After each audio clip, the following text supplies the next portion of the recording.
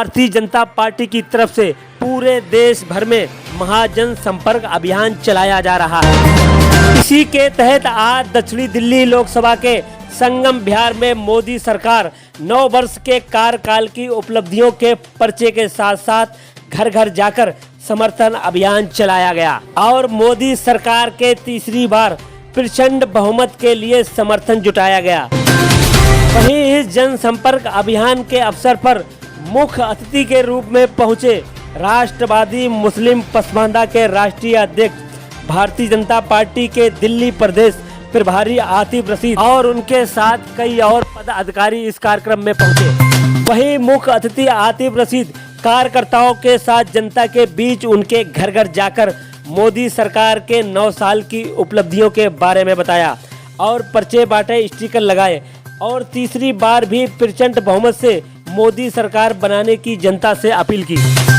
वहीं दक्षिणी दिल्ली जिला अध्यक्ष अल्पसंख्यक मोर्चा के तौकीर मंसूरी व दिल्ली प्रदेश प्रवक्ता अल्पसंख्यक इकरामुद्दीन सैफी ने बढ़ चढ़कर हिस्सा लिया और बीजेपी कार्यकर्ताओं को एकत्रित किया। महामंत्री इरशाद व जावेद खान, डॉक्टर आसिफ, फैसल मंसूरी व कई और पदाधिकारी कार्यकर्ता मौजूद रहे। ब्यूरो रिपोर्ट आलम मंसूरी, कैमरामैन अकबर अली के साथ BBC 24/7 न्यूज, संगम विहार, दक्षिणी दिल्ली।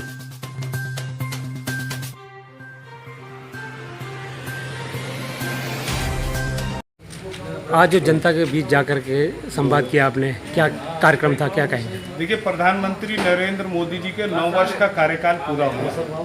गरीब और मजदूर, किसान, शोषित, पीड़ित, पसमानदा और पिछड़ों के कल्याण के ये 9 वर्ष रहे हैं।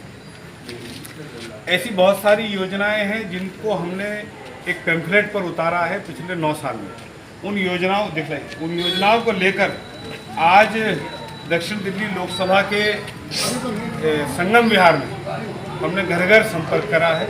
मोदी सरकार की योजनाओं से हमने अवगत कराया है और हमने ये बताया है कि आज भारतीय जनता पार्टी के नेतृत्व में हम लोग आपसे समर्थन जुटाने के लिए आए हैं।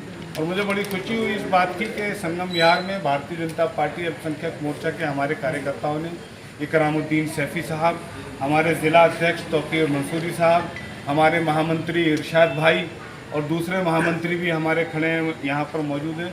सब लोगों ने मिलजुल कर, हमारे प्रदेश के मंत्री फैसल मंसूरी साहब, ज़िले के कोषाध्यक्ष, अन्य साथी गंडोर, हम सब ने यहाँ पर घर घर जाकर जो आज संपर्क करा है और संपर्क करने के बाद जो लोगों का समर्थन जुटाया है, उससे ये एहसास हो चला है कि दक्षिण दिल्ली लोकसभा में पिछले 9 साल में विकास के बहुत सारे कार्य हुए हैं और हमें उम्मीद है कि तीसरी बार भी प्रचंड बहुमत के साथ दक्षिण दिल्ली लोकसभा से भारतीय जनता पार्टी के प्रत्याशी चुनाव जीते। पसमानदा मुस्लिम को लेकर प्रधानमंत्री ने जो एक अहम मिशन चलाया है, उसको लेकर क्या लगता है कि मुस्लिम कितना रुजू हो रहा है? देखिए, पसमानदा मुसलमानों को आज तक अटकाना, लटकाना और भटकाना और उनके मुद्दों से हटाना, यही इस देश की तथाकथित सेकुलरवादी पार्टियों ने काम किया है। पहली बार प्रधानमंत्री नरेंद्र मोदी इतने बड़े व्यक्तित्व ने इतने बड़े पद पर पहुंचने के बाद इस देश के पसमानदा मुसलमानों की तरफ प्रेम का और दोस्ती का हाथ बढ़ाया है।